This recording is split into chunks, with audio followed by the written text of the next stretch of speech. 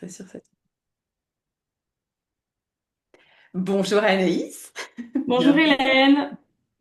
Bienvenue, merci d'être là pour cette première parce que Anaïs inaugure les podcasts, les interviews, le pont entre deux mondes. Merci beaucoup pour ta présence. Merci pour ton invitation. En fait, tu sais, je disais ça il y a quelques jours aux gens. Ça me disait écris à Hélène, écris à Hélène, écris à Hélène. Et je sais pas pourquoi. Et donc, au bout de 2 jours d'entendre ça, je me dis, oh, moi, je vais écrire à Hélène. Voilà, Tu m'as dit, mais tu te souviens, on doit faire l'interview. Ça, je suis là, ah oui, c'est vrai. Et donc, voilà, apparemment, c'est ce c'était le qui est timing. demandé. On était, c'était le timing. Donc, merci, merci beaucoup pour ça. Je vais juste me permettre de remettre un petit peu dans le contexte parce que moi, Anaïs, je te suivais un peu sur les réseaux, pas depuis très longtemps. Et puis, ce qui a fait boom dans mon cœur et ce qui a motivé mon invitation, c'est un live que tu as fait avec Marine de Mon Human Design, où il était question de notre relation à l'argent. Donc, ça fera certainement l'objet un jour d'un autre interview, d'un autre échange, mais c'était passionnant. Donc, Mm. merci d'avoir répondu à l'appel. Ouais, Voilà. ouais, merci à toi de m'avoir proposé et d'avoir fait partie des gens qui ont écouté ce live parce que c'est vrai qu'il a fait. Enfin, ça a beaucoup résonné pour beaucoup, beaucoup de gens. Et puis Marine me dit on fera une partie 2 Ah, c'est sûr. aussi. Et Obligé. ouais, je sens que c'est un sujet important, tu Mm. vois, pour donner aux gens l'autorisation en fait de voir plus grand et de se libérer de ce qui les contraint. Donc, toujours avec Super. joie de partager sur ce sujet. C'est passionnant. Alors, puisque peut-être que les gens ne te connaissent pas, hein, tous les auditeurs qui vont pouvoir écouter et profiter de cette interview. Donc, je vais te demander, puisqu'on n'est jamais mieux servi que par soi-même, de te présenter comme tu as envie de te présenter, ce que tu fais, qui tu es, voilà. Je te Yes. laisse.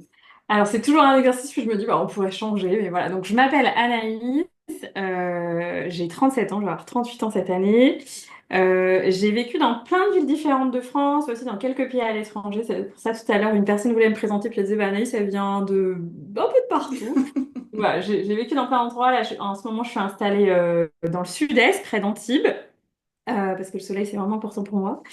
Mais sinon, j'ai grandi toute mon enfance en Bretagne. Et puis, bah, on en parlera. J'ai eu un parcours universitaire, professionnel, avec des grandes études, etc. Et puis, à un moment, bah, j'ai vraiment voulu faire un grand virage que j'ai fait et qui a fonctionné. Et donc, aujourd'hui, je suis coach. J'accompagne spécifiquement les leaders de l'accompagnement. Souvent dans des moments où ils doivent restructurer leur activité parce qu'en fait, ça marche trop bien ou très bien mais ça marche trop bien, mais ils n'ont pas assez d'argent pour à la fin du mois, ou ça marche trop bien, mais ils en peuvent plus et ils veulent retrouver du temps pour eux. Donc j'accompagne beaucoup ces personnes-là. Euh, Plus anecdotiquement, en ce moment, j'accompagne les entrepreneurs en lancement. Donc ça, c'est vraiment quand j'ai de l'espace, parce que j'ai aussi une deuxième activité de coach en santé optimale et en biohacking. Et donc voilà, toujours lancé les deux, et là, les deux ont bien... Voilà, donc j'essaie de jongler entre les deux, Mm. entre ces deux entreprises et ces deux énergies. Mais voilà, c'est toujours dans l'accompagnement et le prendre soin. Moi, j'ai toujours eu dans mes accompagnements une approche quand même un peu thérapeutique, toujours coaching, mais un peu thérapeutique. Et puis toujours cette dimension de prendre en compte la santé de la personne, sa vie émotionnelle, etc. Parce que pour moi, aujourd'hui, de plus en plus, je suis convaincue que ça n'a pas vraiment de sens d'être juste coach sportif, par exemple, sans accompagner avec une dimension santé optimale, avec des micronutriments, etc. Ça n'a pas de sens d'être juste coach sans accompagner non plus en santé mentale, en santé émotionnelle. Mm. Donc voilà, moi, vraiment, je fais un truc très holistique, un Mm. peu à l'inverse de la mode Instagram du je suis coach et je vais vous apprendre à porter des vêtements violets le jeudi, tu vois, parce C'est que ça, maman, c'est un peu la niche de la niche de de la niche. nicher, ouais, de nicher, Voilà. nicher. Depuis combien de temps tu es entrepreneur, Anaïs? On va dire depuis fin 2019. Depuis fin 2019, d'accord. Donc justement, moi, ce qui va m'intéresser, enfin, et ce qui va certainement intéresser les auditeurs, et c'est pour ça que je t'ai invité, c'est que tu nous racontes ton parcours parce qu'il est particulièrement inspirant. Comment tu en es venu, parce que l'évoquais tout à l'heure, tu as fait des études supérieures, on pourrait même dire des grandes études, donc tu te prédestinais à une carrière en particulier. Et ce qui va être intéressant, c'est de découvrir à travers ton témoignage le processus de comment, alors qu'a priori, c'était pas la destination finale de devenir coach. pour les accompagnants du bien-être. Voilà, à quel moment ça bascule? Je vais te guider à travers ton processus parce que moi, je connais ton histoire, mais j'ai très envie que tu nous racontes justement par quelle phase t'es passé pour en arriver là. Donc, si tu es OK, je t'embarque avec moi et on Yes, démarre. yes. Donc, déjà, tu te prédestines, tu as fait des études d'avocat, enfin de droit, hein, on va dire. Alors, Ouais, exactement. Alors, j'ai fait plus exactement des études de sciences politiques et de droit. sciences politiques. J'ai fait d'abord, enfin, j'ai fait un peu les deux, quoi. Donc, des études de 8 ans, quoi. Très long. Mais j'adore apprendre. Donc, pour moi, c'était... j'adore apprendre. Facile. Enfin, en tout cas, c'était surtout du bonheur. Un peu exigeant quand c'était les examens, tout ça. À chaque fois, je me souviens de ça, je me dis... Oh, et j'ai beaucoup de compassion, tous les étudiants. Tu vois, quand Hmm, j'ai maintenant des mamans qui accompagnent leurs enfants étudiants, je suis là... hmm, C'était quand même pas drôle, mais j'adorais quand même apprendre. hmm. Donc, ça t'a pas coûté, ça te nourrissait aussi. Mm. Donc, tu Yes. te prédestines à une carrière plutôt d'avocate. À 25 ans, tu es dans un grand cabinet d'affaires à Paris. Donc, tu es Mm. avocate d'affaires. Donc, ça claque Yes. quand même à 25 Yes. ans. Tu as des journées de dingue. Vous bossez 7 jours sur 7, parfois jusqu'à 36 heures d'affilée. Ouais. Et donc, à ce moment-là, qu'est-ce qui se passe dans ta vie, Anaïs?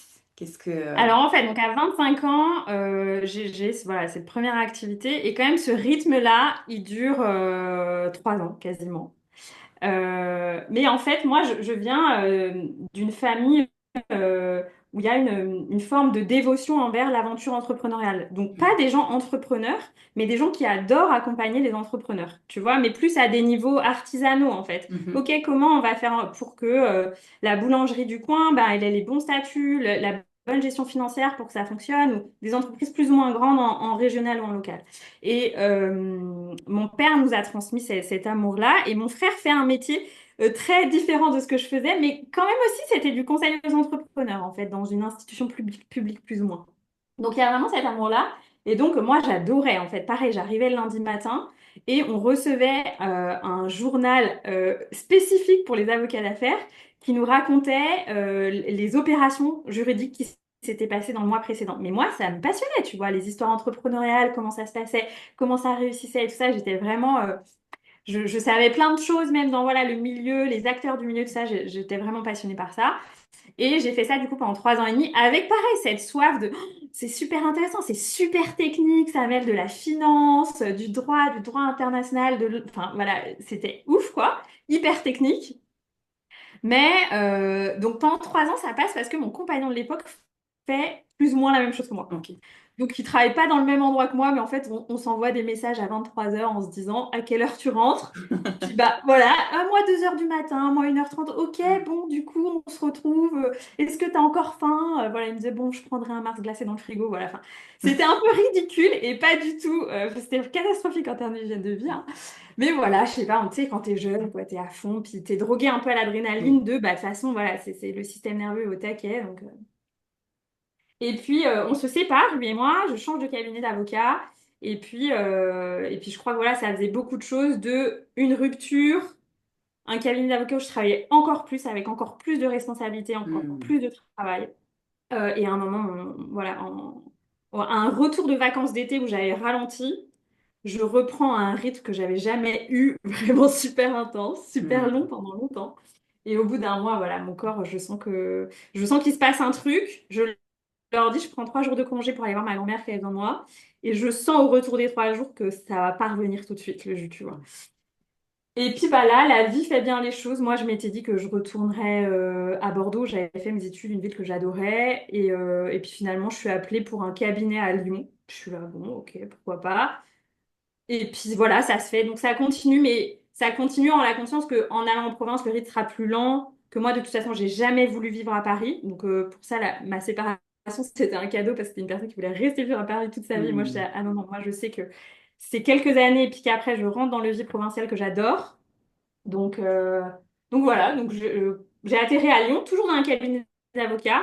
Là, j'ai eu un peu une douche froide dans le sens où les dossiers qu'on m'avait annoncés qui devaient être un peu présents et intéressants n'étaient pas du tout là. Donc, je me suis retrouvée à faire des choses un peu très ennuyeuses. Donc, après le hmm. burn-out, j'ai plutôt eu un bore-out. Voilà, je vais m'arrêter là parce que peut-être tu as d'autres questions après. Mais là, on est en 2017, en gros. Ouais. Donc là, tu as 30, J'ai tout juste 30 ans. t'as Ouais, tout je juste fête 30 mes ans. 30 ans à ce moment-là. Donc tu sors d'une séparation, ça c'était l'année de tes 29 ans, séparation, burn-out. euh, donc tu quittes ton travail de l'époque, tu dis bon ça va être un peu plus peinard, je vais descendre en province pardon. Et là qu'est-ce qui se passe pour toi qu'est-ce qui se Et ben joue? là, en fait, bon, il y a une première période de 6 mois super cool. J'ai des collègues géniaux. J'adore cette ville de Lyon qui est hyper agréable à vivre. J'ai une de mes meilleures amies là-bas. Je rencontre plein de gens parce que voilà, moi, en human design, je suis manifestor 4-6 clinique pour les gens qui viendraient écouter aussi. Donc voilà, j'ai un cadre, donc je revois des gens que je connaissais. Enfin, j'adore. Je sors presque tous les soirs. Voilà, je profite à fond. T'as de l'interaction, Voilà, je la profite connexion. à fond des soirées que j'avais en cabinet d'habitude. Ben là, j'en profite, quoi. Et puis, au bout de 6 mois, j'ai un suivi gynécologique qui me dit que j'ai des cellules précancéreuses au niveau de l'utérus, donc un papillomavirus qui est assez classique chez la femme, mais là, vraiment au grade et très agressif. Et moi, ce qu'il faut savoir, c'est que juste avant que je démarre ma carrière d'avocate, ma mère est décédée d'un très long cancer du sein Hmm. voilà, donc, qui a fini en stade final, etc. Donc, quelque chose qui m'a beaucoup marqué parce qu'elle a été malade presque 7 ans, tu vois. Donc, en fait, de mes Ouais, t'as quand même longtemps 17, 18 ans vécu avec jusqu'à elle. mes 25 ans, j'ai vu quelqu'un malade, sous traitement quasiment constamment, etc. Ok. Donc là, c'est un gros warning pour moi. C'est un gros warning pour moi, surtout que même si j'ai pas suivi de près la maladie de ma mère, ses traitements et tout ça, parce que mes parents voulaient pas que je suive ça de trop près, j'avais quand même eu des échanges avec une personne qui l'accompagnait, qui avait une approche de médecine chinoise et tout ça, qui m'avait voilà, donné quelques indices. Et on avait aussi eu quelques infos des médecins. Voilà. Donc, moi, ce que j'avais conclu, c'est que c'est pas toujours pertinent d'opérer, en fait. Et Mhm. j'avais eu plein de copines qui avaient eu ce même papillomavirus agressif qui s'étaient fait opérer et ça revenait 1 an après. Donc, c'était très clair à ce moment-là, quand le médecin me dit ça, il me dit, donc c'est genre le 10 décembre, il me dit, il faut vous faire opérer dans les 15 jours. Donc, ça implique, genre, juste avant les fêtes de Noël, qui est la période de gros rush en cabinet d'avocat. Genre, même si c'était un cas plus tranquille quand même, ça faisait 1 mois et demi qu'on bossait un peu plus, tu vois. Et que parfois, j'y restais tard aussi le soir, ou la nuit, on peut dire. Et donc, j'étais là, mais comment je vais faire passer ça? Je suis là, non, mais pas du tout, ça va pas le faire. Donc, en fait, je sors du cabinet. Ouais. En fait, il y a une petite voix qui me dit, quitte et ne reviens jamais. Prends la porte et ne reviens jamais. Donc, je fais OK, je prends la porte. Il me dit, prenez rendez-vous avec mon assistante. Et donc, bah, en fait, je parle pas à l'assistante, je lui paye la séance et puis je pars. Et en échangeant avec une des gynécos qui me suivait avant à Paris, elle me dit non, non, mais en fait, c'est juste un sujet de bonne supplémentation, de vitamines, de minéraux. Attendez encore un petit peu, supplémentez-vous bien et ça va le faire. Et puis j'appelle aussi mon père, qui est quand même une personne étonnante parce que voilà, c'est quelqu'un très dans la matière, mais il me dit non, mais ce médecin, il a une clinique, donc il veut t'opérer, ça lui fait de l'argent, tu vois. Donc, Hmm. enfin Ouais. voilà, tu t'es fait. T'as l'air d'avoir peur, mais il n'y a pas de raison d'avoir peur. Bon, j'étais là, bon, il est quand même un peu. Des fois, je suis là, bon, il a quand même un peu. Ok, d'accord. Lui, t'es super détendu, quoi. Alors que moi, je sais pas, ma fille m'appelle pour me dire ça, et j'ai perdu ma femme 5 ans avant, Oui, tu vois, je suis pas très détendue. Mais bon. Donc je me dis ok, et là en fait je décide de faire un processus vraiment d'auto-guérison. oui, Et bien sur mon noté. chemin en fait je rencontre une femme qui a eu la même maladie, qui a bu des jus pendant 1 mois et ça s'est totalement guéri. Donc en fait voilà, petit à petit je me dis ben moi je vais faire autrement. Ma gynéco m'a donné complètement l'autorisation que c'est possible, je vais faire autrement. Et donc, ben, je fais autrement pendant 1 an et 3 mois. Mais en fait, c'est surtout que c'est une grosse claque parce que moi, j'étais beaucoup dans le people pleasing, tu vois, beaucoup vers l'autre, ce qui était chouette, mais pour pas être avec moi, en fait, Oui, pour pas aller voir la douleur, la tristesse, le deuil, etc. Et donc, à partir de ce moment-là, je me dis, bon, ben, Anaïs, si tu meurs dans 4 ans, est-ce que tu as toujours envie d'être en cabinet d'avocat tous les jours? Qu'est-ce que tu as vraiment envie de faire de ces 4 dernières années, potentiellement, s'il en restait 4? Tu vois, en fait, c'est juste que ça m'a montré, regarde, tu pourrais peut-être prendre le même chemin que ta mère, peut-être pour des raisons différentes, mais parce que t'es pas à l'écoute de toi, t'es pas à ta place là, à cet endroit non plus professionnel. Et donc, en fait, j'ai une de mes formatrices aujourd'hui en santé optimale qui me dit, Cancer, it's for change. Donc, quand on a un cancer, c'est pour faire du changement dans sa vie. Mhm, mhm. Et moi, je l'ai vraiment pris comme ça, tu vois, un espèce d'énorme sens interdit de la direction où j'étais Oui, et qu'il fallait tout faire autrement dans mon hygiène de vie, dans ma vocation professionnelle, dans ma relation avec les autres, d'arrêter de tout le temps dire oui quand je voulais dire non, tu vois. Donc, j'étais déjà en thérapie, mais donc j'ai continué un travail de thérapie. J'ai fait beaucoup aussi de soins du féminin. Je me suis formée en gynécologie ancestrale, j'ai reçu des soins des roses. Est-ce que tu m'entends bien? Oui, tu m'entends oui. bien? Ton image s'est figée, mais je t'entends bien. On Donc t'entend. voilà, j'ai Ouais. fait beaucoup de chemin.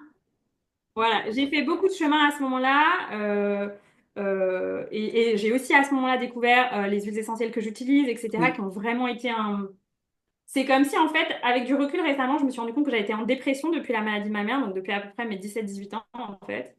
Mhm. Et quand, voilà, avec ce travail de thérapie, les huiles essentielles que j'ai utilisées et la pratique du Kundalini Yoga que j'ai rencontré à ce moment-là, il y a vraiment eu un shift en fait. C'est comme si la dépression, elle avait complètement disparu de mon énergie, de mon corps émotionnel, de ma santé mentale. Enfin, c'était plus là. Et du coup, ça ouvrait vraiment le champ à autre chose. De, ok, ben maintenant, je suis pleinement adulte, je suis responsable de ma vie. Qu'est-ce que j'ai envie de faire, tu vois? Donc là, ça a été vraiment le révélateur quelque part et à la fois de quelque chose que tu avais mis sous le tapis, d'un mal-être, cette dépression Ouais, qui était quand même présente en filigrane depuis le décès de ta maman, qui est mis en exergue là parce que tout d'un coup, tu peux plus ouais. faire autrement que de voir la réalité qui se présente à toi. Tu es confronté à nouveau à la maladie finalement et là, tu te dis, c'est quoi le message quelque part? C'est le Yes. déclic qui provoque. Et en même temps, ça a été assez intuitif de me dire, ok, parce que quelques jours avant ce rendez-vous médical, il s'était passé un truc. Donc moi, voilà, j'adore apprendre, à la base, Mhm. j'adore ce métier et tout ça. Et un matin, je me lève et en fait, devant mon dressing, je me dis, non, mais en fait, j'ai pas envie d'y aller. Et dans mon corps, il y a rien qui s'allume à l'idée d'y aller. C'était complètement éteint, tu vois. En fait, mon feu intérieur s'était éteint, qui est le deuxième chakra, donc qui est l'endroit de l'utérus et tout. Donc, en fait, c'était aussi que voilà, il y avait plus d'énergie de vie à aller dans ce chemin-là, en fait. C'est Mhm. comme si j'avais fini, mais que je comprenais pas pourquoi. Tu vois, j'avais fini cette page de vie Oui. et qu'il fallait en ouvrir une autre. Et que du coup, c'était un peu je dis souvent aux gens, je crois que c'est les enseignements de Don Miguel Ruiz qui dit, à un moment, il y a l'ange de la mort qui vient te voir. Et moi, c'était ça. Bon, bah, ok, Anaïs, D'accord, si cool. l'ange de la mort vient te voir, qu'est-ce que tu fais? Comment tu réagis? Quel côté, dans quelle direction je vais? Yes. Ouais. Donc là, tu as eu des indicateurs quelque part à la fois émotionnels, hein, cette dépression comme ça qui remonte à la surface et tu dis, bon, ben, là, tu te fais accompagner hein, par des thérapeutes pour aller travailler ça. Tu dis que les huiles essentielles, elles t'ont aidé. Alors, ça t'a, j'imagine, clairement reconnecté aussi au corps. Tu es quand même très à l'écoute de ton corps parce que tu utilises souvent, voilà, dans mon corps, dans ton corps, tu as senti ça. Donc, ça a Ouais, été ouais, tes moi, indicateurs. alors c'est pareil, tu vois, récemment, enfin, j'essaie de refaire des... Mais par exemple, c'est sûr que j'ai beaucoup été dans le corps déjà parce que dans mes études, jusqu'à ce que je rentre à la fac de droit, il y avait une activité physique obligatoire. Mhm. Tu pouvais pas passer les années sans une activité physique. Et en fait, cumulé, j'ai fait 20 ans de danse dans ma vie. Ah oui. Donc je me dis, c'est aussi quelque chose qui m'a toujours beaucoup maintenue, tu vois, dans le Mm. corps, dans la conscience du corps, dans les enseignements somatiques. Aujourd'hui, on dit aussi que la danse est vraiment un outil très très puissant pour libérer les traumatismes, les émotions bloquées et tout ça. Donc Mhm. ça, c'est un vrai cadeau qui, je pense, ouais, m'a toujours plus ou moins maintenu connectée au corps, quand même, plus ou moins, tu vois. Oh, génial. Donc, une fois que tu passes cette étape-là, que tu as ces prises de conscience, qu'est-ce qui se passe dans ta vie? Quelle décision tu prends à partir de cet espace-là, finalement? Euh, et ben, du coup, il y a En fait, moi, dans mon enfance, il y a plein de choses qui s'étaient passées qui fait que voilà, je me suis réadaptée beaucoup à l'autre. Et puis, je pense que beaucoup de choses avaient été faites où je suivais beaucoup de choses pour être aimée, tu Mhm. vois, de mes parents, être reconnue, etc. Et à partir de ce moment-là, ben, je dis, ah non, mais en fait, c'est juste l'appel à devenir super égoïste, mais au sens sain du terme, tu vois, en fait, de savoir remplir ma coupe à moi d'abord. Je me souviens, je faisais le dessin, même sur mon carnet de Mhm. journaling à l'époque. Je dessinais le verre, je le remplissais, je le dessinais qui se remplissait, et puis je montrais que si de toute façon il n'était pas rempli, je pouvais pas donner des gouttes à côté. Et en lien, voilà, en lien avec le décès de ma mère et tout ça, je m'occupais déjà, bon, je m'occupe toujours, mais d'une façon différente, de ma grand-mère, donc la mère de ma mère. Mon frère, il a eu des filles à peu près à cette période-là, donc je m'occupais aussi beaucoup d'elle et tout ça. Il y avait beaucoup de culpabilité de pas s'occuper des autres. Je sais pas, c'était un Mhm. peu, tu vois. Et à ce moment-là, je me suis dit, bon, bah maintenant, Anaïs, il te saut le bas dessus, en fait. Tu dois t'occuper de De toi toi. et ta santé doit être une priorité. Donc, à partir de ce moment-là, tu vois, genre, je déjeunais mes jus au bureau et je m'en foutais de ce que les gens disaient. Tu vois, j'allais au yoga le midi et je m'en foutais d'être en retard à la pause déj. Ou tu vois, en fait, j'étais en mode, Mhm. bon, ben maintenant, ma priorité, c'est ça. Donc voilà. Donc, tu as changé ton rythme, tu as continué, tu es resté dans le même cabinet d'avocat. Ouais, je Comment la suis restée dans transition? le même cabinet d'avocat parce que, en fait, bon, déjà, j'étais un peu sonnée comme beaucoup de gens. Je pense à beaucoup de gens là qui, si vous avez des nouvelles pour vos proches, qui Mhm. sont malades ou les gens qui tombent malades, quand même, faut se mettre à la place de la personne, c'est comme si tu prenais un mur, quoi. En Ouais, fait, ouais. il y a toute une période où tu es juste sonné. Mais juste sonné, en fait. Mhm. Moi, je me souviens que pendant quelques jours, j'allais au bureau, mais je regardais mon ordi, en fait. Tu sais, j'étais en Tu savais mode, plus. Ouais. j'étais en figement. Qu'est-ce qu'on fait? J'avais bugué. Tu vois, j'étais en mode, ok, ok. Et, et ouais, donc je suis restée dans le même cabinet d'avocat aussi parce que quand tu es avocat, c'est très spécial. Tu peux pas vraiment prendre plus de 3 semaines de vacances. C'est pas autorisé dans les contrats que tu signes. Mhm. Il n'y a pas de chômage. Le concept de l'arrêt maladie est pas vraiment Oui. reconnu. Puis voilà, j'étais pas non plus, tu vois, c'était pas un traitement médicamenteux de très long. Je m'étais pas fait opérer, tout ça. Donc, je me suis juste dit, ben, ok, tu continues, mais avec un rythme différent, en tout Mhm. cas dans la mesure du possible. Et puis, j'en avais juste parlé à mes collègues. Et puis, tu vois, les 6 mois après, il y a eu les vacances d'été. Et à ce moment-là, j'ai décidé de me faire accompagner pour ma reconversion professionnelle. Donc, j'ai eu une coach en reconversion professionnelle. Ça Enfin, veut tu dire que vois, tu sentais, excuse-moi, je te coupe là, mais tu sentais déjà dans cette période-là que de toute façon, tu allais passer à autre chose, que tu serais pas toute ta vie avocate, quoi.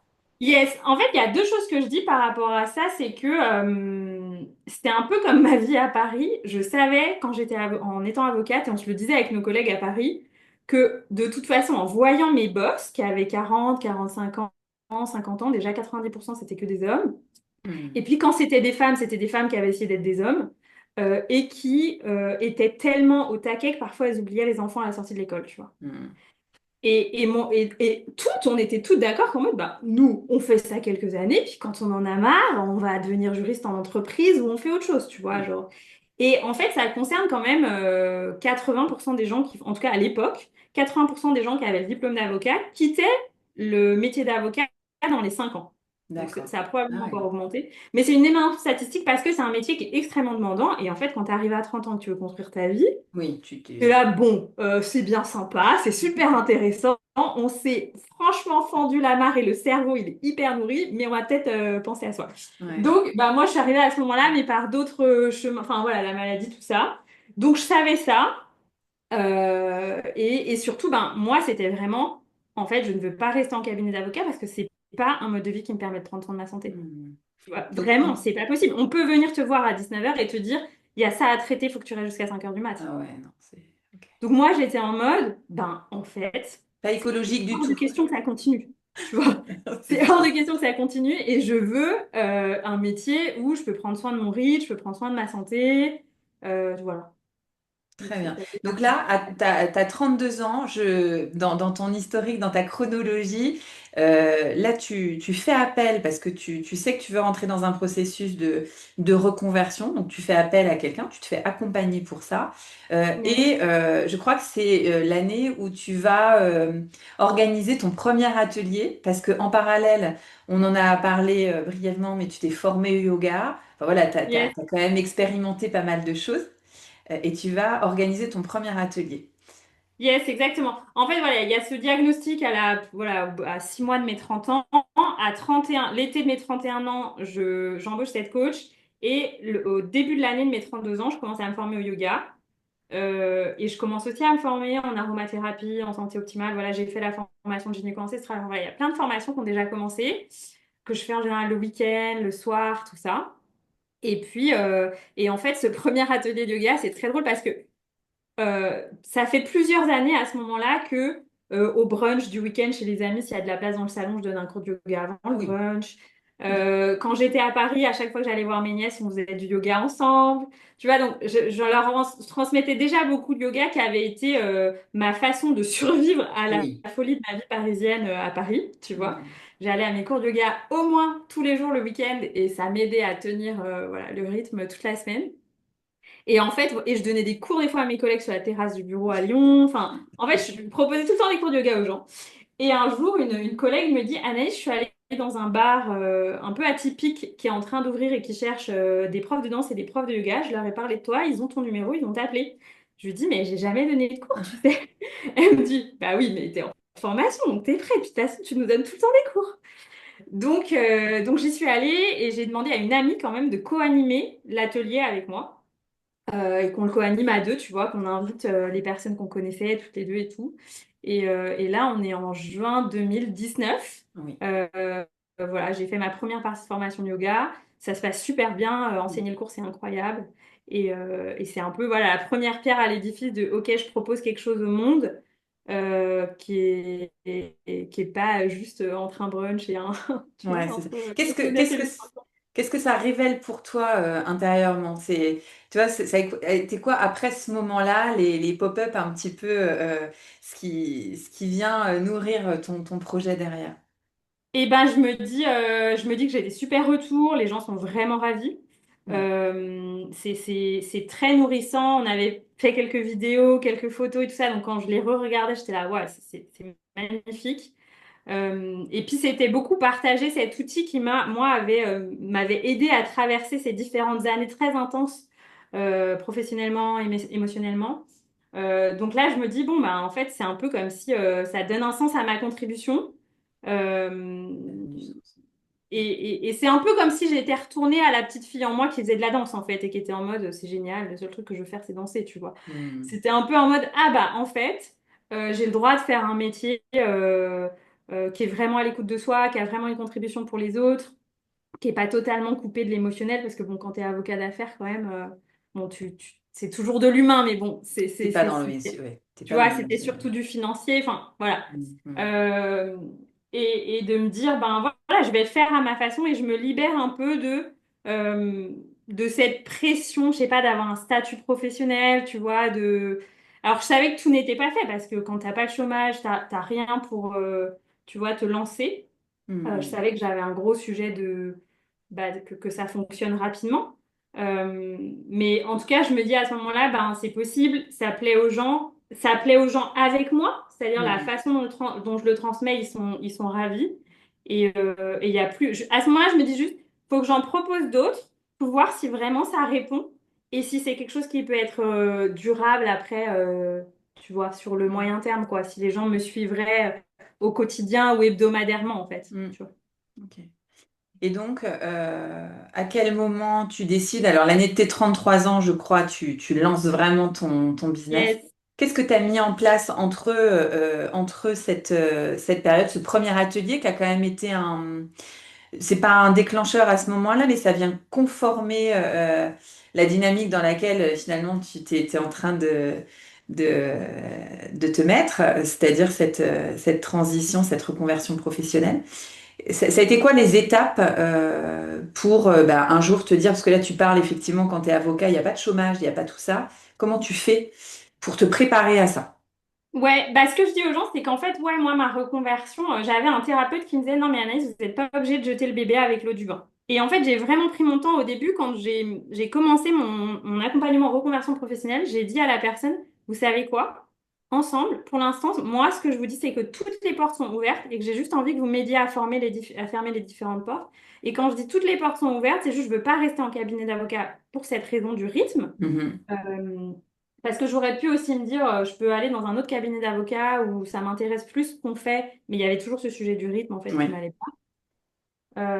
Et donc voilà, je lui disais, moi je suis toujours ouverte à rester juriste. Donc j'avais fait un entretien par exemple dans une grande entreprise à Lyon pour être juriste. Voilà, et en fait on a exploré et on a compris que c'était pas ça. Donc déjà, j'ai pas été comment dire, arc-boutée, tu vois, en me disant, bon, il y avait mon âme à l'intérieur de moi qui me disait, bon, bah, moi, j'ai envie d'être prof de yoga, mais en fait, je vais quand même étudier, est-ce que c'est vraiment ça? Mhm. Et la coach en reconversion elle m'avait dit, ben, en fait, si c'est vraiment ça que tu veux faire, ben, tu vas rencontrer des profs de yoga à Lyon, leur poser des questions. Donc, c'était pas un problème vu que je prenais plein de cours de yoga, donc Et je oui. connaissais des milliards de cours de profs de yoga à Lyon, tu vois.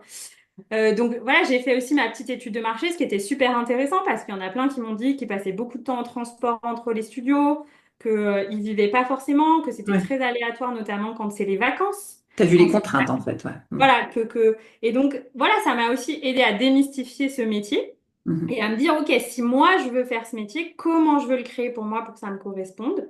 Donc il y a eu tout ce process qui a duré voilà, quasiment jusqu'à l'atelier que j'ai donné là en juin 2019. Et puis du coup aussi début 2019, je me suis dit, bon ben si je pars, il me faut une enveloppe de côté. Donc j'ai fait aussi un petit plan d'épargne, c'est-à-dire que j'ai arrêté des dépenses, tu vois, j'allais déjà, je crois, au cabinet en trottinette, mais tu vois, par exemple, j'avais plus de carte de métro. Mhm. J'avais décidé d'arrêter la salle de sport et d'aller à des cours de yoga au parc, par exemple. À Lyon, ça se fait beaucoup, ou dans des studios, mais de pas, en fait, de réduire, de couper ma box et demander le wifi aux voisins. Enfin, en fait, Ok. j'ai coupé plein de petites dépenses Oui. simples. Ça se fait pas trop en France, mais moi, j'ai vécu en Espagne. Et en Espagne, tout le monde partage sa box wifi, en fait. Ok, Donc, il y a des ouais. étages, tous les gens du même étage, on a une seule box et on partage la box, tu vois. Ok. Donc en fait voilà, je faisais des petites choses comme ça. Je me disais, ben, de toute façon, ça va me faire des économies. Je mets de côté tous les mois et j'ai une enveloppe quand je pars. Et voilà, et en juin, bah, au moment de l'atelier, je crois peut-être quelques jours avant, quelques jours après, j'annonce mon départ du cabinet d'avocat. Enfin, de toute façon, on était un peu arrivé à un moment où voilà, voilà, ça faisait quelques temps qu'ils voyaient que moi, j'étais plus du tout motivée, ça Mhm. m'intéressait pas. Donc, on s'est dit, bon, bah voilà, moi, j'ai besoin de partir. Euh, et le lendemain, ce que je dis souvent aux gens, c'est ça qui est complètement dingue, c'est quand ma maman est décédée, on n'a pas touché d'héritage, il n'y avait pas forcément grand-chose. Mes parents avaient juste acheté un bien immobilier ensemble qui était encore en location, tu vois. Ok. Et puis, bah, c'était mon père qui gérait ça. Et puis, il avait voulu le mettre en vente. Mais pendant 6 mois, il y a eu 42 visites et zéro proposition. Ok. Et le lendemain de ma démission, il m'appelle, il me dit, il y a eu une 42e visite. C'est la première et la seule offre qu'on a. Donc, je vais l'accepter. Et il me dit, dans quelques mois, je sais pas quand, quand les notaires sont signés, tout ça, tu auras un petit peu d'argent, parce qu'il y avait un prêt à rembourser, tout ça. Donc, Bien rien de... sûr. Mais voilà, tu auras un petit peu d'argent, toi et ton frère. Et donc, bah, en fait, il y a peut-être autour de 30 000 euros à ce moment-là que je reçois quelques semaines après, Mhm. genre 10 jours après avoir quitté définitivement le cabinet d'avocat, tu vois. Donc, en fait, là, j'étais là, ah ben, en fait, c'est le chômage que moi, j'ai pas le droit d'avoir en tant qu'avocate, mais qui m'est donné parce que c'est le juste chemin, en tout cas, Ouais, parce que, ouais. tu vois, j'ai ce temps pour moi de construire avec un peu de sécurité financière. Donc, voilà. Donc, il y avait à la fois un plan épargne que je m'étais créé, tu vois, Mhm. en Mhm. revoyant bien mes comptes et tout. Et cette chance-là d'avoir cette somme, et donc j'en ai profité pour finir de me former au yoga, pour aller en Inde, parce que j'avais beaucoup de problèmes de santé, deux par ailleurs qui ne s'étaient pas résolus. Depuis mon burn-out, j'avais plus du tout mes règles, donc ça faisait 4 ans. Ok. Voilà, j'avais plein d'autres problèmes de santé, donc comme la médecine proposait pas des trucs qui m'intéressaient vraiment, et même dont eux me disaient qu'ils allaient vraiment pouvoir le résoudre, bah, je suis allée en Inde faire une cure ayurvédique qui m'a vraiment aidée. Ok. Euh, et voilà, donc j'ai pris 3 4 mois comme ça, je suis rentrée en mars 2020. À ce moment-là, bah, il s'est passé ce qui s'est passé dans le monde. Mhm. Et j'ai lancé mes activités plus ou moins à ce moment-là. J'ai fini de me former sur des petits sujets en coaching, j'ai fini de me former. Voilà, j'ai fait moi-même une ou deux formations. Et puis, dès qu'on a pu sortir, tu vois, mi-mai, je suis arrivée à Lyon. J'avais déjà un contrat dans un studio de yoga. J'ouvrais moi-même mon studio dans une partie de mon appartement. Voilà. Donc, tu Et as commencé ton c'était business en tant que prof de yoga. Comment tu et te... coach, enfin, suite. Je faisais coach? les deux. D'accord. Ouais, Ok, le super. coaching le coaching et le yoga. Et je faisais déjà aussi du coaching de santé, mais j'axais vraiment surtout sur les huiles essentielles. Oui. Que tu as Donc j'avais découvert. déjà un peu ces trois palettes. Maintenant, le yoga, c'est vraiment, il y a quelques vidéos dans mes programmes de coaching ou quand je fais des Pour retraites, tu vois. soutenir. Ouais. Ouais, voilà, en En soutien. soutien. Et c'est plus pour moi. Je vois là, je rentre d'un cours de yoga à l'instant. Mais il y a toujours eu ces trois outils qui ont été bah, des piliers pour moi dans ma reconversion et qui sont, tu vois, 7 ans après, en fait, c'est toujours mes piliers. Ouais. Donc là, tu as 33 ans, tu lances ton business, bon, tu as déjà des contrats et à 35 ans, donc tu processes, tu continues, tu proposes tes offres et puis à 35 ans, tu sens que là, tu as comme atteint un palier et qu'il y a un cap à passer. C'est, alors, dans Ouais, ton historique, dans ta chronologie, ça m'avait marqué. Moi, j'ai envie de te demander à ce moment-là, bon, bah, tu le sens, alors on a compris que tu étais quand même une femme connectée à ton corps. Qu'est-ce qui, c'est quoi les indicateurs à ce moment-là? Qu'est-ce qui te fait dire que non, il y a quelque chose de plus grand qui t'attend derrière ou que tu peux t'autoriser, parce que c'est quand même aussi une question ouais. d'autorisation, mais. Alors, c'est subtil. Il y a quelque chose dont j'en ai jamais parlé avant, avant il y a quelques mois, dans une conférence que j'ai donnée devant des gens, qui est que à la donc, viens d'avoir 34 ans et je rencontre un homme. Voilà, c'était pas du tout prévu parce qu'à la base je devais déménager, mais finalement on se rencontre, finalement je décide de rester à Lyon, etc. Et très vite dans notre relation, il se passe. Donc en fait, un matin, je me lève et lui, il est déjà parti parce qu'il travaille tôt. Et ça me dit, genre, donc, enfin, à la base, je suis pas perchée, ça m'arrive jamais, genre de truc. Donc, juste, je sens une présence dans la chambre qui me dit, tu seras ma maman. Et je suis hyper choquée. Je suis en mode, mais comment je vais lui dire ça? Le gars, ça fait 2 mois et demi qu'on est ensemble. Enfin, tu vois, il a. Je suis là, waouh, ok. Et puis, bah moi, je m'étais dit que j'avais envie d'être maman, mais à l'aube des 30 ans, là où toute la société te dit, ah, t'en es où, tu fais quoi, tout ça, je m'étais dit, au retour d'Inde, je m'étais dit, bon, écoute, en fait, c'est pas entre mes mains, je laisse la vie décider, quoi, ça se fait, ça se fait pas. Hmm. Et en fait, à ce moment-là, ben, j'observe que la vie que j'ai n'est pas ce que je veux pour fonder une famille, en fait. C'est-à-dire qu'à ce moment-là, j'adore ce que je fais. Je donne souvent des ateliers plusieurs fois par mois le soir à Lyon. Je travaille quand même beaucoup, tu vois, je gère toute ma com et tout, Mhm. mes différentes activités. Et je vis à Lyon, mais en fait, moi, j'ai toujours, je me souviens, il n'y a pas très longtemps, je me suis dit ça. Quand j'ai dû décider à 21 ans, donc je faisais des études de sciences politiques, mais en gros, quand tu fais des études de sciences politiques, tu peux faire un peu tout et n'importe Oui. quoi. Tu vois. C'est un peu l'objet de cette école. Et à 21 ans, quand même, ils te demandent de choisir une section, donc un peu une direction. Et donc, c'est à ce moment-là que j'ai commencé à m'orienter vers le droit des affaires, mais je me souviens qu'à ce moment-là, j'étais un peu insomniaque. Je me disais, bon, Anaïs, qu'est-ce que tu veux vraiment? Et la seule chose que ça disait dans mon cœur, c'était, moi, je veux juste vivre au bord de la mer. Donc, Voilà. à Lyon, c'était complètement râpé, tu vois. Un peu loin. Et donc voilà, à ce moment-là, il y a tout ça où je me dis, ouais, j'habite en plein centre-ville de Lyon, j'adore cette ville, mais alors hors de question d'élever un enfant là. Euh, donc en fait, il y a un gros switch de, c'est pas du tout ce que je veux pour mon futur. C'est comme si j'avais créé une activité en fonction de ce qui me nourrissait dans le présent, Mhm. mais qu'à plus 5 ans, il fallait tout détruire, il fallait Mhm. faire tomber le Jenga et en reconstruire un nouveau. Ouais. Et donc, bah, on a là, du coup, début 2022, je suis là, ok, Anaïs, faut tout détruire et tout en ligne et tout ça. Et donc, voilà, donc il y a cette année du coup 2022 qui est une année de reconstruction, de création de la vision de ce que je veux, de comment je veux accompagner, de... Ouais, c'est-à-dire que là, tu prends conscience que, à la fois géographiquement, ça colle pas avec ce que tu sens et ce que tu t'étais imaginé. Tu aimes ce que tu fais, donc c'est pas tant ce que tu proposes le problème, c'est de là où tu le proposes. Donc là, tu recommences une espèce de reconstruction quelque part alors. Hmm. Ouais, exactement. Et ça, du coup, moi, peut-être que le conseil que j'aurais quand on lance un projet entrepreneurial, c'est de justement se projeter à 5 ans et de se dire, est-ce que ce sera... Bon, on ne sait pas toujours, puis en vrai, Hmm. il y a plein de choses qui changent et tout ça, mais est-ce que ça, quand même, ça correspond à la vision que je veux pour dans 5 ans? Et moi, en fait, ça ne s'imbriquait pas. Ça s'imbriquait pas. Oui, oui, ou alors d'accepter qu'il y a une flexibilité, mais d'avoir une vision de comment ça peut évoluer, comment le business peut Exactement. évoluer sur ces années, c'est compatible, oui, géographiquement.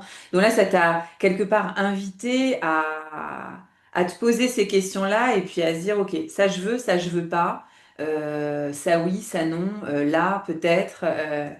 Donc c'est Et chouette. puis, en fait, il y a quand même quelque chose qui est très spécial où je pense qu'il y a peut-être que les personnes qui sont devenues parents qui peuvent comprendre. Mm. Mais en fait, c'est comme si à ce moment-là, et je suis toujours pas mère alors on enregistre l'épisode, hein, mais à ce moment-là, j'ai eu l'impression de devenir, je sais pas si c'est pleinement adulte ou parent, mais j'ai eu l'impression d'avoir déjà la responsabilité de quelqu'un, en fait, dans ma vie. Hmm. Et je me suis dit, ok, mais du coup, ça veut dire que si tu veux un congé maternité qui ne soit pas un congé de 3 mois comme avaient les avocates, là, et tout ça, Oui. ou de 500 euros sur ton compte comme ont les auto-entrepreneuses, tu vois, Hmm. Hmm. qu'est-ce que tu crées?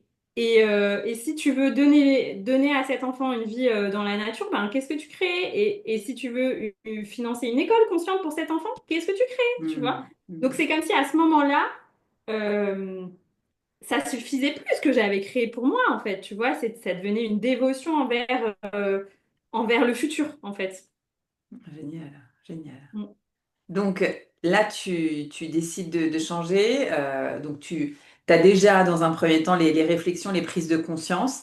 Comment t'opères le switch? Ça a été quoi le processus à ce moment-là? Comment t'accèdes au palier supérieur ou en tous les cas, parce qu'aujourd'hui, et tu le dis toi, donc je vais reprendre tes mots, mais aujourd'hui, tu, euh, tu te sens, enfin, tu es libre financièrement, géographiquement, c'est-à-dire que tu as la possibilité, la sécurité financière et la liberté d'aller là où tu veux, quand tu veux, quelque part.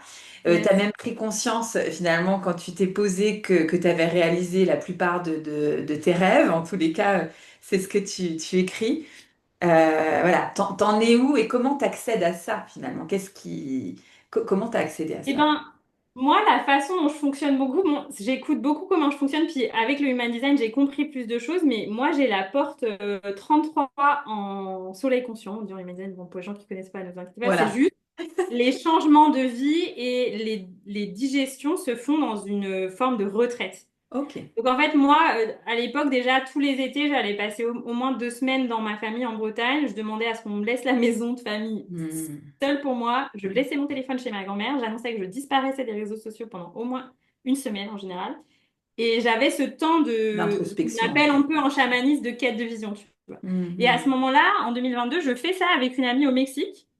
On se retrouve toutes les deux au Mexique parce que j'avais un rêve d'aller rencontrer les baleines au Mexique. Donc je m'offre ce rêve avec une personne que j'adore, qui m'accompagne, qui fait de la communication animale, etc. Hmm. Et à la fin de ce voyage, une amie me dit, ah bah si t'es au Mexique, je te rejoins au Mexique parce que je veux aussi venir au Mexique. Et donc on passe un mois toutes les deux et elle était exactement dans le même palier de sa vie, à se dire, I want more, mais on doit designer, c'est quoi Oui, la vision de I want more. Et donc voilà, on passe un mois toutes les deux, beaucoup à passer du temps dans la nature, à journaler, à se poser des questions, à se partager ce qu'on a envie et aussi à écouter notre rythme. C'est-à-dire que ça a été un mois très très lent pour moi. J'allais juste à la plage, elle me disait, tu veux venir au yoga? Tu veux faire ça? Je disais, non, non, hmm. un mois de vide, tu vois. Mais Hmm. voilà, aussi en Hmm. lien avec cette énergie de la porte de la retraite, quoi. Voilà, quand tu es Hmm. dans une Hmm. retraite, la retraite, c'est le retrait de la vie, quoi. Tu es un peu retiré du monde. Et je crois qu'après de ça a découlé ben ouais, la suite, c'est-à-dire qu'il y a des intentions que j'ai posées à ce moment-là qui sont en train de se manifester maintenant. Tu Hmm. vois, donc ça a mis du temps, mais, euh, mais des intentions ben, de s'autoriser à voir plus, tu vois, plus grand, à changer la façon dont je transmettais ce que je transmettais, à rêver plus en fait. C'est ça. On est tellement conditionné. Tu as employé le mot juste. Pour moi, c'est vraiment une question d'autorisation, de s'autoriser d'autres perspectives. Parce que même si, voilà, on s'est formé, même si on a été inspiré, même si on s'est éveillé quelque part à une conscience un peu différente, on est quand même très formaté à, je le disais récemment, c'est beaucoup plus facile dans nos conditionnements et dans nos mécanismes, en fait, de se projeter vers des choses contraignantes et fatalistes plutôt que vers des fins heureuses, quoi. Il y a un truc, je sais pas, c'est dans l'ADN. On a été prédisposé, prédestiné à ça et c'est assez dingue. Et c'est pour ça que c'est chouette de rencontrer des personnes comme toi qui témoignent que ça prend du temps, hein. On n'est encore pas à l'immédiateté d'une pensée qui se réalise tout de suite. Mais en tous les cas, c'est possible. Et que ça demande de Oui, faire le c'est choix et de s'autoriser, ouais. Oui, et puis voilà, moi ce que je dis aux gens, c'est juste en fait de prendre, si on veut changer quelque chose dans ta vie, enfin, moi je crois que je l'ai pris un peu comme un projet. Donc, il y avait vraiment mon âme qui m'appelait, mais quand on est avocat d'affaires, en fait, on est presque manager de projet. Je me souviens, j'avais des Ouais. tableaux et j'adorais gérer mes tableaux. Cette personne fait ça à telle date et moi je suis en charge de vérifier, nanana, nanana. Et en fait, j'ai tout fait comme ça. ça, en fait. C'était des projets, tu vois. Après, avec l'amour de qu'est-ce qui se passe quand t'es passionné par quelque chose, tu vois. Mais Mm. pour moi, les choses, enfin, en fait, c'était assez organisé, tu vois. Ben, et après, parfois, il y a des moments. J'ai pas eu beaucoup, beaucoup de moments de doute. Il y a quelques moments de doute, mais voilà. Ça me permet de rebondir. Alors Mais déjà, oui, oui, si, en je vais tout te cas, demander, ça me permet de rebondir quand tu parles des moments de doute, parce que dans les initiations de ton parcours entrepreneurial, si tu avais, ça a été quoi les moments les plus marquants? Quand on a préparé l'interview, je te demandais trois moments marquants, mais en tous les cas, si tu avais à choisir dans tout ce parcours, ouais, ceux qui t'ont le plus marqué ou le plus bousculé quelque part. C'est dur. c'est complexe de choisir, mais en fait, ce qui m'est venu d'abord, c'est les moments où je me suis sentie tellement remplie. Par exemple, donc j'ai vraiment, vraiment lancé complet. Je donnais déjà des cours en 2019, tout ça, mais j'ai lancé pleinement toutes mes activités en 2019. Puis en septembre 2019, j'ai organisé 2 retraites de yoga à quelques heures de Lyon, qui étaient quasiment toutes complètes et ça a été, enfin, c'était un rêve en fait, tu vois, et ça a été un grand moment de me dire, waouh, c'est incroyable. Et puis aussi dans cette énergie de l'apport de la retraite, en fait, moi j'adore emmener les gens avec moi dans la nature, on laisse nos téléphones, Mm. on Mm. pratique, etc. Enfin, c'était extraordinaire. Et j'ai beaucoup, beaucoup, je crois, enfin, je compte plus trop maintenant, mais je devrais compter, mais peut-être maintenant j'ai déjà donné 26 retraites, tu vois, depuis que j'ai commencé, depuis 2020. Donc c'est quelque chose que j'adore. Ça a été un moment marquant. Euh, et puis bah, après, il y a eu toute cette réflexion autour OK, je suis entrepreneur, mais si j'ai envie d'être mère, De la qu'est-ce qui se famille. Ouais. passe? Mm. Et en fait, j'avais pas anticipé ce truc. C'était un peu comme rester en cabinet d'avocat, parce qu'en cabinet d'avocat, avoir un enfant, c'est pas toujours facile, et encore plus rester mère après et continuer de voir son enfant. Mm. Et c'est pas que je me retrouvais dans la même situation, mais j'étais là, OK. Donc apparemment, il n'y a aucun soutien financier de l'État ou des cacahuètes. Et si je ne suis pas à bord, qu'est-ce qui se passe, tu Ouais. vois? C'est-à-dire que la conscience que il y a un espace, un terrain à préparer pour construire. Ouais, et la conscience qu'il n'y a pas de sécurité financière, en fait, si tu la Mm. construis pas. Ouais. Et donc, c'est quelque chose que j'avais déjà parce que quand j'ai interrogé mes amis profs de yoga, voilà, il y en avait une qui me disait, moi, écoute, j'ai créé cette activité qui est un revenu stable. Et du coup, quand je suis en août, que tous les studios de yoga de Lyon sont fermés, que j'ai pas de revenu, il y a ce revenu-là. C'est ça Et qui est. donc, j'avais déjà, moi, eu la conscience grâce à cette personne de me dire, OK, I want the same, comme ça me paye mon loyer. Mm. Donc, Mm. j'avais déjà ça assez rapidement dans mon activité en 2020. Mm. Mais voilà, je me dis, ok, bah, si on a un enfant, il faut plus que payer le loyer, quoi. Tu vois, rajouter des... Donc, ouais, il y avait cette conscience que, ok, ben moi, en fait, je veux le luxe de l'entrepreneuriat, de vivre ma passion, mais je veux aussi le luxe de la sécurité financière de ce que c'était d'être avocate d'affaires, tu vois. Mm. Mm. Et donc, peut-être pas forcément au début de me dire, je veux les mêmes montants et tout, mais en fait, je me disais, il n'y a pas de raison que C'est ça. je renie mon train de vie ou qui n'était pas extraordinaire. Alors, moi, je dis toujours aux gens, j'ai jamais eu d'abonnement Netflix, hein, Mm. donc, je choisis très en conscience là où je dépense mon argent. Mais voilà, la santé, c'est super important, par exemple. Donc, je m'alimente que Un bio et budget. puis ça, Ouais, c'est c'est super. ça.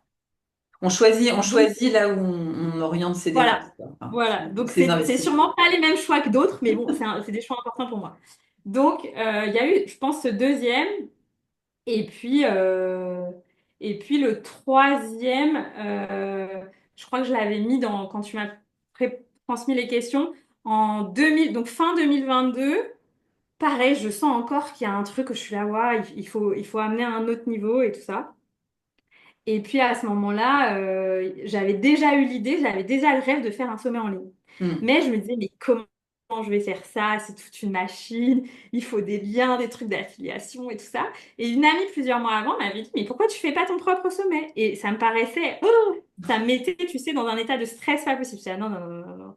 Je mettais ça à dans 10 ans, tu vois. Mm. Et puis l'hiver passe. Et en fait, dans mon entourage, il y a plein de personnes qui me disent, ben si, pourquoi tu le ferais pas? Moi, je peux t'aider sur la technique. Une autre amie propose son propre sommet en ligne et je me dis, bon, ben attends, j'ai de l'aide, j'ai du temps, en fait, je sais envoyer des emails, je sais allumer Zoom. Donc, en fait, Je si je le peux. fais super simple et à ma façon, ça peut fonctionner. Je peux le faire. Et je me souviens de mon thérapeute de l'époque qui m'avait dit, ça va super bien se passer, Anaïs. Et j'étais là, Mm. ah, ok, d'accord, parce que moi, j'avais quand même un peu peur. Et tout le long de mon parcours aussi, ce que les gens se rendent pas compte, c'est que j'ai dû lutter jusque-là, jusqu'à ce moment-là, envers des grandes peurs de venir en live, de faire des interviews. Enfin, il y avait une grande peur du live sur Instagram et tout ça. À chaque fois, c'était Mhm. beaucoup de stress. Et ça se fait et ça a été incroyable parce qu'il y a eu presque plus de 2000 personnes. Tu vois, j'ai pas fait de pub, il n'y avait pas de truc d'affiliation. C'était juste super simple. Genre, ah, je vous invite, j'ai envie qu'on parle d'entrepreneuriat parce qu'il y avait déjà eu en 2022 beaucoup de difficultés chez des entrepreneurs amis à moi qui s'étaient lancés en même temps que moi et qui ont complètement arrêté à ce moment-là, qui avaient Oui. dû reprendre des jobs salariés et tout ça. Et donc voilà, j'avais juste voulu offrir ce sommet et puis en profiter pour vraiment aussi faire ce que je sentais depuis longtemps, qui est d'accompagner officiellement les entrepreneurs, parce que j'avais déjà des entrepreneurs qui venaient me voir en coaching. Naturellement. Mais voilà, j'accompagnais des entrepreneurs, des gens en reconversion professionnelle, des personnes qui étaient plus sur un chemin du féminin. Donc, j'avais pas une niche super définie, alors que moi, ce que je kiffais, c'était accompagner les entrepreneurs. Mhm. Donc ça a été un grand, grand moment. Ça a été une grande joie. J'ai rencontré plein de gens à ce moment-là, certains qui sont devenus des amis, des clients. Ça a Génial. été incroyable. Je n'ai pas encore refait de sommet, mais par contre, ça m'a aussi permis d'être invitée, moi, à plein de sommets Bien après. sûr. Enfin, ça a été comme Ouais, une ça t'a mini... propulsé et Ouais, il y a eu une expansion en fait, parce que bah, exactement. forcément, un sommet, bon, je pense que tout le monde sait ce que c'est qu'un sommet, mais du coup, tu as connecté avec beaucoup de personnes, donc beaucoup de communautés aussi, parce que quelque part, euh, Exactement.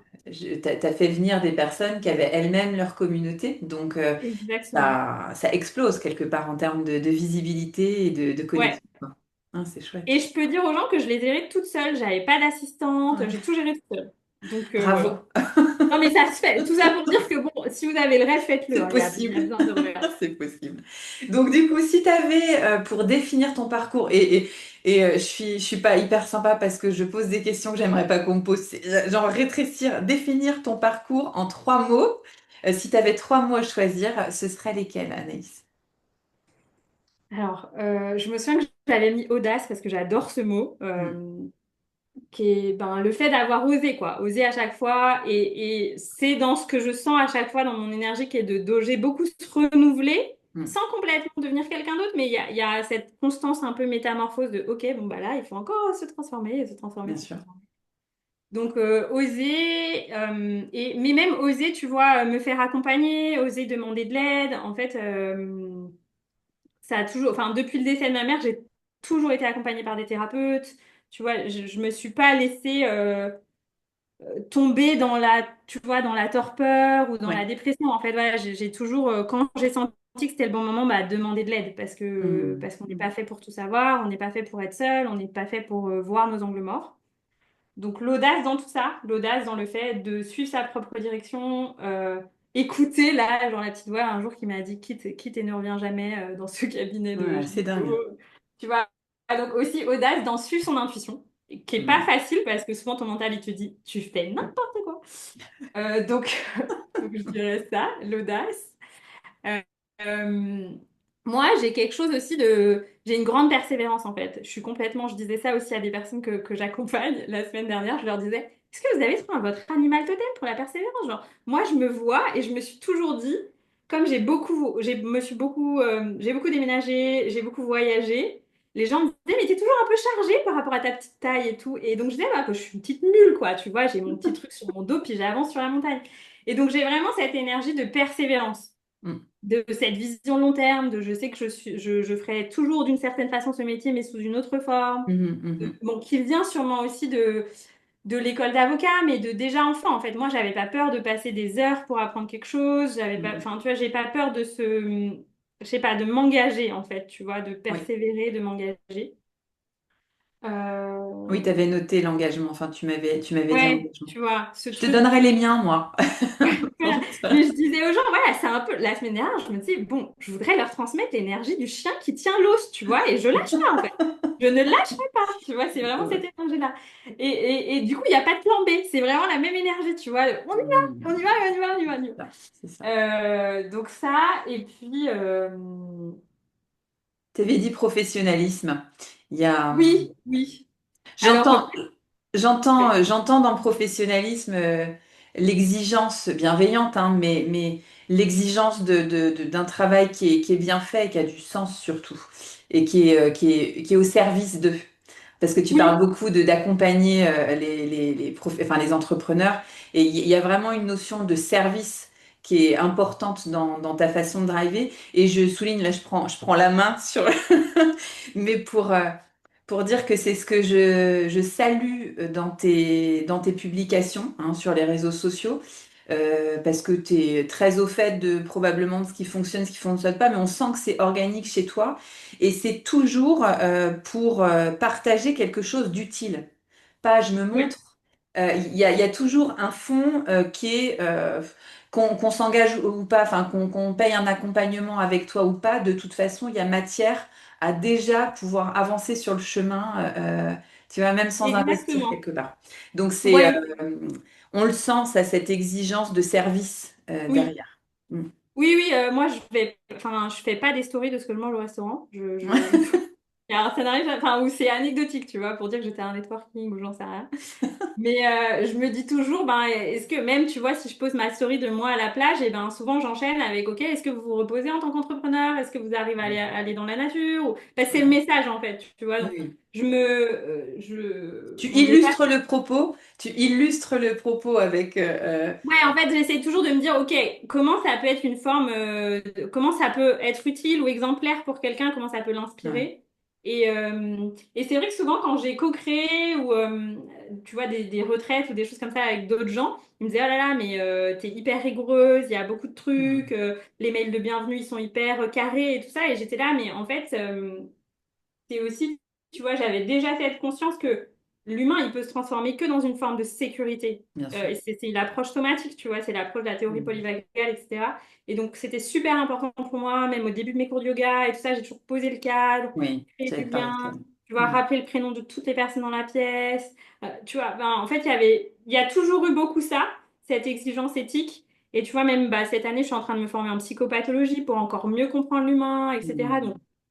en fait, il y a vraiment ce truc de, ben voilà, j'accompagne quand même l'humain et c'est précieux. Et donc, j'ai aussi envie d'avoir une posture qui soit la plus juste possible Ouais, et de vraiment être, bon, je ne serai jamais parfait, je pense, puis on n'a pas encore aujourd'hui la connaissance vraiment de ce qu'il y a dans un cerveau humain, tu vois. Donc, c'est clair. il y a du taf, mais voilà, cette forme d'exigence, envers soi en tant que professionnel, en fait. Mhm. Et puis, on sent hein, quand même qu'il y a chez toi une curiosité naturelle qui qu'alimente et qui fait que euh, que tu as de l'endurance pour apprendre, tu vois, et on sent hein, que c'est presque enfantin de se dire, ouais, alors, je vais découvrir un truc.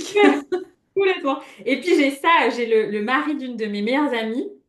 Moi, j'adore rencontrer les gens. Et donc, quand je rencontre les gens, je leur pose plein de questions. Et pour un peu que ce soit, donc, son mari, il est slovène, Ok. avec des origines italiennes, tu vois. Donc, moi, ça éveille un niveau de curiosité en moi. Je me dis, mais du coup, quand t'es né, c'était encore l'Union soviétique. Et Hmm. comment ça se passait? Enfin, en fait, je lui pose, et souvent, il dit à sa femme, il dit, ne me laisse jamais dans une pièce avec Anaïs parce qu'elle va me poser plein de questions et je n'ai pas envie. Mais voilà, vraiment, j'ai cette passion de comprendre l'humain, Hmm. même si on me mettait en Papouasie-Nouvelle-Guinée, en fait, je serais hyper Ouais, en mode, comment c'est de vivre dans ouais, ce ouais. pays, tu vois? Mais du coup, ça te sert et puis ça nourrit ta façon d'accompagner les gens et Ouais. ça, quelque part, ça élargit le champ des possibles aussi hein, quand on va à la découverte comme ça de tous ces individus.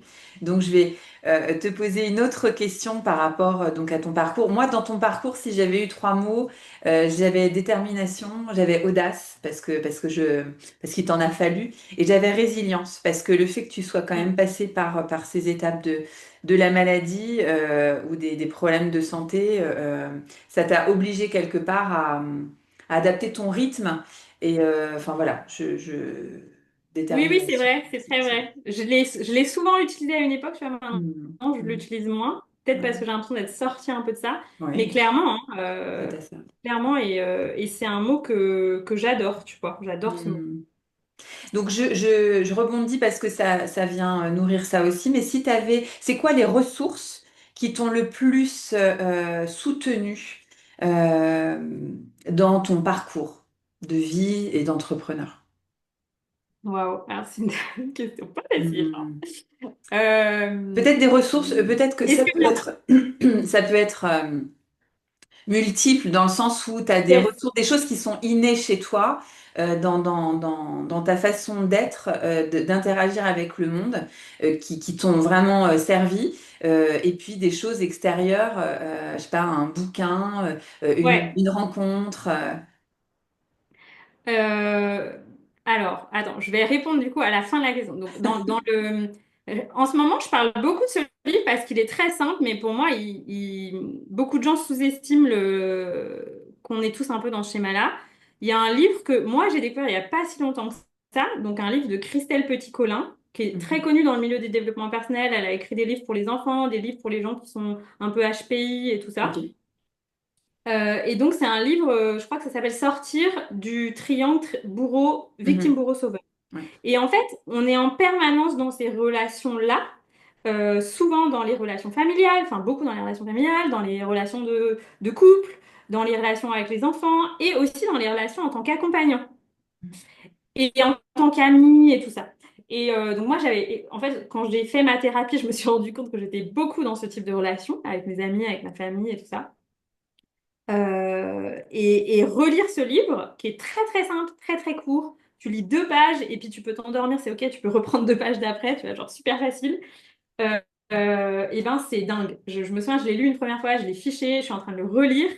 Et à chaque fois, je me dis, ah mais en fait, parce qu'en fait, ça te donne un mode d'emploi de qu'est-ce qui se passe quand une personne en face de toi est en train de se victimiser? Qu'est-ce qu'elle Oui. dit, en fait? Et quand une personne en face de toi se victimise, t'es inconsciemment obligé de prendre le costume du sauveur. Mais si t'as pas envie, si tu veux vraiment une relation d'adulte à adulte, comment on fait pour Mhm. sortir de la conversation que la personne a entamée, tu vois, pour remonter le niveau de la conversation? Donc ça, pour moi, c'est un enjeu sociétal. Il n'y a Bien pas sûr. tant que ça de gens qui en parlent, elle parle probablement en thérapie un peu. Mais voilà, ce livre, il est ouf, il est vieux, il est tout petit, donc il vaut pas grand-chose. Mhm. Et il est incroyable. Et sinon, bah, moi, dans les ressources qui m'ont vraiment aidé, il y a les huiles essentielles d'Otera que Oui. j'utilise et avec lesquelles j'accompagne les gens qui sont d'une qualité thérapeutique extraordinaire et qui, voilà, encore récemment, je me suis dit, bon, je vais faire des recherches vraiment plus poussées sur moléculairement comment la pureté de ces huiles essentielles peuvent permettre une forme de sortie de dépression comme moi j'ai vécu, tu vois. Mhm. Et ça peut paraître complètement dingue pour beaucoup de gens, mais c'est ce qui s'est passé pour moi. Et le yoga, en tout cas, une pratique dans le corps, tu vois, que tu peux Oui. faire n'importe où Yoga, pendant danse. des années. Mhm. Ouais, voilà, pendant des années, même 5 minutes, tu vois, même Mhm. 5 minutes, Mhm. n'importe quel moment de la journée. Tu vois, là, juste à côté de moi, il y a mon tapis, comme ça, il est toujours déroulé, comme ça, je me rappelle que je peux le faire à n'importe quel moment. Ouais. Et je peux le faire dans un aéroport, je peux le faire dans un avion, je peux le faire dans une voiture, tu vois. Vraiment avoir ce truc de, ok, j'ai des petites techniques, pour des gens, ça va être la respiration, Mhm. mais voilà. Et du coup, et puis je dirais, je le fais un peu moins maintenant, mais au début de mon parcours, écrire. J'écrivais tout le Ouais, temps. t'as beaucoup parlé de journaling Ouais. pendant ton parcours. Ouais. Ouais, énormément, mais genre c'était genre même au bureau, hein, tu vois, quand ça allait pas, je me disais ok, ben je prends un carnet et j'écris ce qui se passe et ça a été un énorme truc quand c'était trop intense, tu vois, quand il y avait des choses que j'avais besoin de vider mon sac. Et il y a ce truc qui se passe parfois de t'écrire et puis en fait c'est ton âme qui te parle, tu vois. Mhm. Aujourd'hui, je pense que les canaux sont plus ouverts, donc c'est peut-être des pour être à l'écoute de moi, c'est peut-être plutôt aller marcher, aller dans la nature ou juste être dans le silence, tu vois. Mais à l'époque, écrire, c'était vraiment le... Salvateur pour toi, c'était Ouais, libérateur. c'était une Mhm. thérapie en tant que telle, tu vois. Ouais, ouais. Ah oui, oui, oui, oui, il y en a beaucoup pour qui ça l'est encore, hein, en fait, hein. Ouais, Et puis, ne serait-ce que pour décharger le trop-plein d'histoires qu'on se raconte, hein, yes. hop, de poser ça sur papier, ça peut être sympa. Je continue avec mes questions curieuses. Donc là, on va parler un peu de structure brièvement, mais parce que j'adore ça, moi j'ai adoré me plonger dans cette notion de valeur. Mais quelles sont les valeurs fondamentales? Si tu avais 3 valeurs à donner, les valeurs fondamentales de ton entreprise ou de toi en tant qu'entrepreneur, qui te portent, qui te supportent, qui lient le tout, en fait, sur lesquelles tu te reposes. Alors, donc pour sûr, il y a la liberté qui est vraiment, Hmm. tu vois, le besoin de me sentir libre et libre de mon temps. Et encore régulièrement, tu vois, je me dis, oh, j'ai tellement de chance, tu vois. Genre, hier, je sais plus c'était quelle heure, il a commencé à faire beau. Je me suis dit, bon, bah, ok, là, je dois finir un truc, mais dans une demi-heure, je vais dehors, je vais à la plage, je vais marcher. Hmm. Il y avait personne, tu vois, c'était lundi à 13h15, il y avait personne. Bon, on est quand même à début mai, tu vois, il y a la fin, mais il y avait personne. Je me suis dit, oh, mais quelle chance, c'est incroyable. Donc la Liberté. liberté. Et après, les deux mots-là qui me sont venus, qui sont pas forcément toujours ceux qui me viennent, mais quand même cette notion d'éthique Et puis la générosité. Hmm. Voilà, parce que et souvent les gens me disent ça quand ils suivent mes formations, mes programmes. Voilà, ils me disent, ouais, je m'attendais pas à ce qu'il y ait Autant, autant de ouais. ressources, à ce que tu Hmm. sois dans ce niveau de présence avec nous, Ouais. que tu sois dans le cœur comme ça. Voilà. En tout cas, je fais de mon mieux pour ça. Je dis pas que je Hmm. suis parfaite, mais Bravo. Bah, c'est très agréable en tous les cas d'être accompagné par quelqu'un qui se donne et qui est présent, quoi, qui a une qualité de présence parce que c'est porteur. Alors, si tu ouais. avais des choses, Anaïs, pardon, à rajouter sur ton parcours libre, qu'est-ce que tu aurais à ajouter? Qu'est-ce que tu aimerais nous dire de plus? Est-ce que tu as des rêves? Parce que tout à l'heure, on parlait des rêves que tu avais accomplis. Est-ce que tu as des rêves que tu aurais le droit de nous partager?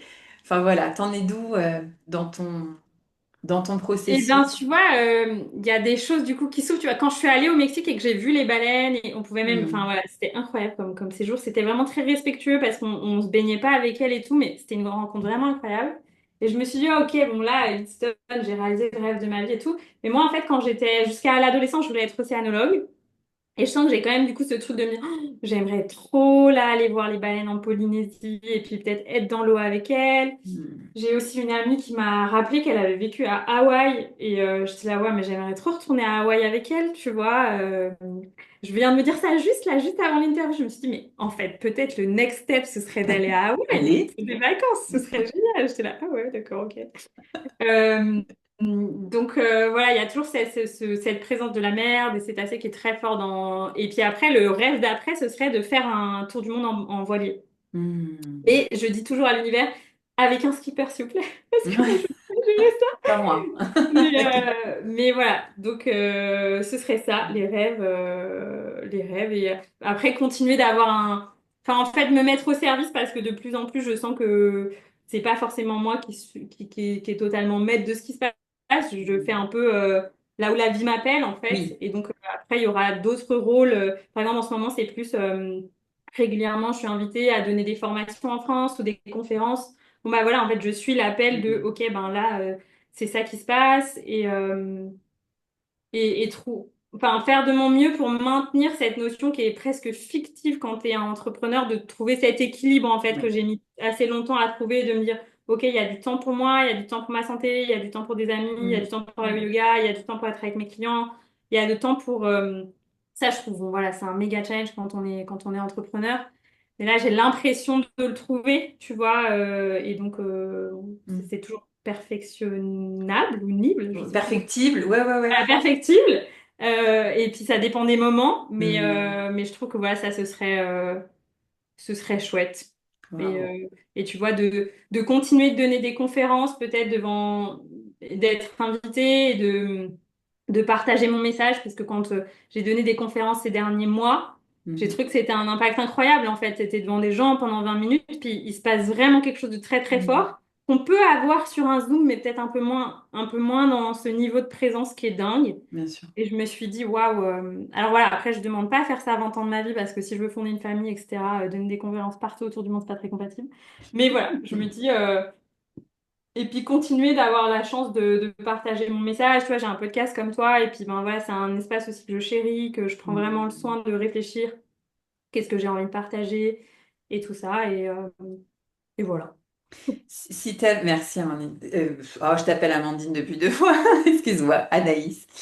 Si tu avais un conseil à donner aux personnes qui nous écoutent, alors soit qui sont dans un parcours entrepreneurial, mais en tous les cas, ou un conseil peut-être plus global, qu'est-ce que tu aimerais dire aux gens? Alors, un conseil, c'est peut-être un peu difficile aussi, mais un conseil fondamental. Voilà. Ben après, je crois que tout est juste dans les parcours de vie, mais peut-être dire aux gens de s'autoriser. En fait, moi, je crois qu'une rencontre qui a beaucoup marqué ma vie, c'était une personne qui m'avait dit, mais si t'aimes pas ta vie à Paris, tu sais, tu peux changer. En fait, Hmm. enfin, en fait, ne pas avoir besoin d'attendre que quelqu'un d'autre. En fait, quand on est malheureux dans sa vie, j'ai un peu une résignation. J'étais là, bon, en même temps, ce que je fais, ça se fait qu'à Paris, ça n'existe pas trop ailleurs. Comment je vais faire? Je suis coincée là, j'adore mon job, tout ça, mais j'ai tous mes amis, j'avais ma famille à Paris et tout. Et voilà, il y a juste une personne qui m'a dit, non mais allô, t'es pas un arbre, quoi, tu vois. Enfin, en fait, c'était C'est vraiment beau. ça. C'était, en fait, si t'aimes pas là où tu vis, ce que tu fais, allô, tu peux changer. Donc voilà, vous avez compris, on n'est pas des arbres, quoi. Donc, On n'est pas des arbres, on n'est pas non plus des îles, dans le sens où on est fait pour être entouré aussi de gens qu'on aime et tout ça. Donc pas non plus aller s'isoler dans un endroit où on connaît personne ou le faire avec la capacité d'aller rencontrer de nouvelles personnes. hmm. Mais, mais C'est une ouais, question de choix, quoi. s'autoriser en fait, parce que sinon, moi je pense que je me suis beaucoup laissée enfermer jusqu'à ce que la vie me dise, allô, c'est un gros sens interdit, vous n'avez plus le droit d'avancer dans cette Ouais. direction. Et en fait, on n'est peut-être pas obligé d'en aller jusque-là. Hmm. Et que si on écoute avant vraiment et peut-être on en discute avec d'autres gens en fait, juste moi je me souviens qu'à l'époque de mon coaching en reconversion professionnelle, elle me disait ben du coup il y avait la piste de devenir juriste en protection écologique pour les océans, tu vois. Ok. Ah J'avais oui, essayé de répondre. de Et j'avais combiner. trouvé des gens qui faisaient ça. Et du coup, je les ai appelés, tu vois, je leur ai écrit sur LinkedIn. Et en fait, aujourd'hui, c'est dingue. On peut parler à n'importe qui sur Hmm, Terre, tu hmm, vois, hmm. pour savoir comment ça se passe sa vie et tout. Donc, bah, en fait, si vous avez envie de faire quelque chose, peut-être, je sais pas, contactez, ou cherchez sur Internet s'il y a quelqu'un qui fait ça. Écrivez-lui. Si vous ne répondez pas, écrivez à quelqu'un d'autre qui fait la même chose. Et vous saurez, en fait, comment c'est sa vie. Est-ce que. Hmm. Donc, voilà. Ouais, ouais. Et Il y a la déjà, ça demande là, ce que tu invites les gens enfin, ce dont tu invites les gens à prendre conscience, c'est qu'on a toujours le choix quelque part. oui, On n'est pas des arbres, donc ancré, enfin, quoique, on peut se sentir ancré quelque part, mais qu'en tous les cas, on a toujours le choix de faire bouger les lignes. Mais qu'après, ça demande quand même de le décider, de vraiment s'engager sur ce chemin-là. Et puis, et puis d'y aller, quoi, d'oser créer une autre réalité. Donc, yes. Et du coup, tu vois, ça boucle avec la ressource du livre parce que, en fait, quand tu décides de prendre ta vie en main, tu peux plus rester dans une posture de victime et te hmm, raconter que gna gna gna, la vie est difficile et j'ai eu un passé difficile et tout ça. ouais, Peu importe quelle a été l'histoire, en fait. À chaque seconde, tu as le droit de dire, OK, en fait, c'est pas ce que je veux. Est-ce que je peux créer autre chose et ouais, comment c'est je ça. peux commencer à créer autre chose, tu vois. Donc, C'est une question de responsabilité et puis de reprendre son pouvoir personnel sur sa vie, quoi. yes. Et puis, Hmm. je crois fondamentalement, on ne vient pas sur Terre pour être malheureux, en fait. On a aussi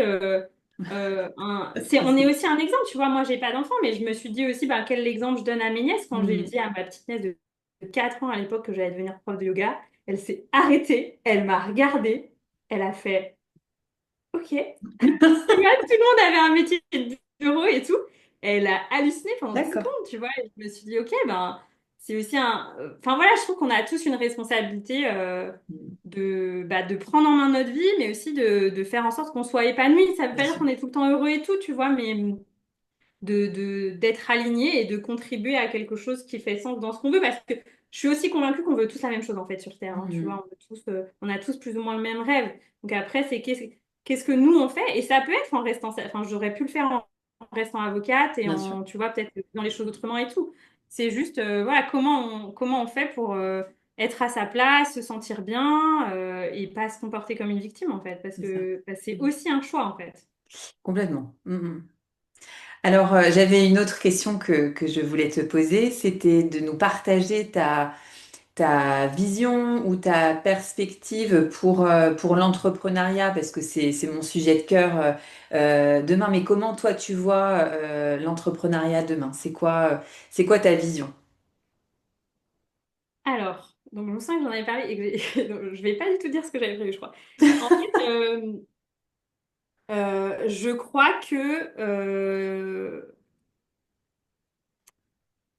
la notion de dévotion va devoir intervenir dans toutes les formes d'entrepreneuriat et que les choses qui sont un peu trop, soit, soit les personnes dont le seul objectif c'est de faire de l'argent, tu vois, et qu'il n'y a Hmm, pas d'éthique le et qu'il n'y a pas de profit. générosité et qu'ils ne se mettent pas au service de la vie, en fait.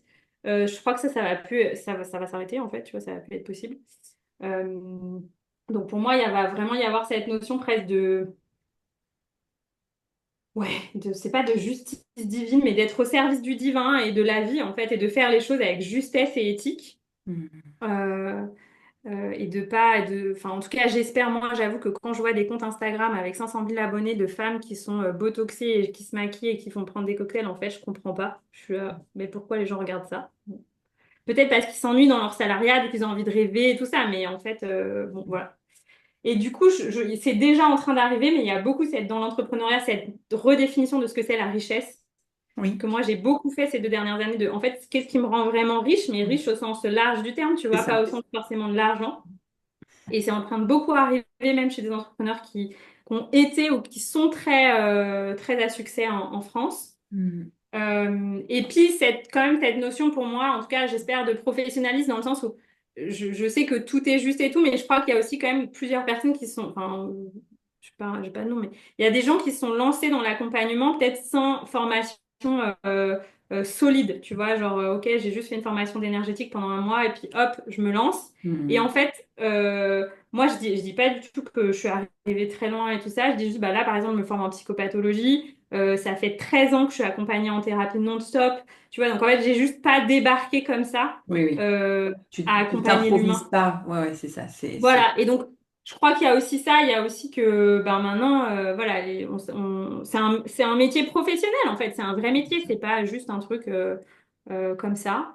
Donc, je dirais ces trois choses-là que tout le monde va devoir se remettre un peu au service du cœur, peut-être que chacun va redéfinir vraiment sa notion de richesse, qui est pas forcément du coup dans l'égrégore entrepreneurial, qui était encore inspiré en fait de l'égrégore des grandes Bien entreprises, sûr. tu vois, de ok, le seul objectif c'est le chiffre d'affaires et tout ça. Ouais. Et quand je dis ça, je dis pas du tout qu'il faut, parce que je dis aussi beaucoup que tous les entrepreneurs doivent se créer une sécurité financière, Bien sûr. sinon c'est le burn-out et la dépression et tout. Donc c'est juste, ça n'empêche pas l'un n'empêche pas l'autre. C'est ça. Et voilà, et cette exigence d'éthique et de compétences professionnelles, tu vois, dans la posture, en fait, dans la compréhension de Mm. l'humain. Super, merci. Bon, c'est pour ça que ça s'appelle le pont entre deux mondes, parce que je trouve que tu illustres bien ça, le côté, la conscience et le sens. Donc, tu parles de dévotion, je parlerais plutôt de contribution, c'est peut-être plus accessible, mais en tous les cas, qu'on sache pourquoi on fait ce qu'on fait, au-delà d'un profit uniquement financier, on va dire. Mais que ça peut, que l'abondance, elle existe pour tous, que la prospérité, elle est appelée pour tous, en fait, et que si on mettait plus de conscience dans ce qu'on fait et dans la notion qu'on participe tous à quelque chose de plus grand, ben, probablement que les choses, elles se réharmoniseraient et que tout le monde pourrait se servir au passage. Parce que Yes. on est dans cette vie-là matérielle et qu'on a en effet besoin d'argent pour donner vie à des projets. Donc, et je trouve que tu illustres très bien ça et que tu fais pas l'autruche pour tout ça ou t'es pas à vendre du rêve, t'abordes souvent. Bon, après, il y a ton parcours aussi d'avocat d'affaires qui fait que tu es quand même très au fait des choses, de ces choses-là. Mais du coup, ça sécurise aussi tes espaces et puis ça les rend plus cohérents. Enfin, je me permets, mais du coup, parce que c'est important, on peut pas effectivement être que la tête dans les étoiles et puis chercher à se débarrasser de ce qui se passe ici parce que voilà. Mais si on y met plus de conscience, on construira certainement de plus belles choses. Donc, je rebondis du coup sur comment on peut rentrer en connexion avec toi, Anaïs. C'est quoi les espaces où on te retrouve? Est-ce que tu peux nous donner le nom de ton podcast? Alors, je mettrai tous les liens sous la vidéo, comme ça facilitera aussi les échanges. Mais où est-ce qu'on te retrouve, Anaïs?